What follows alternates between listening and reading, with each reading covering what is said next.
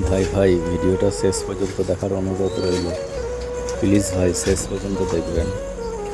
দেখেন ভাই দেখেন, তিনতলা বিল্ডিংয়ের ওপরে কোনো সিঁড়ি ছাড়া জীবনে ঝুঁকি নিয়ে কত কষ্ট করে কাজ করছে।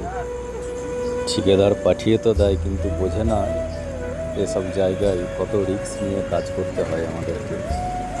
বুদ্ধি খাটিয়ে মাল তো উঠছে এত উঁচুতে, কিন্তু একবার ভাবেন তো এত ভারী মাল যদি রশি ছিঁড়ে কারোর মাথায় পড়ে কী অবস্থাটা হবে।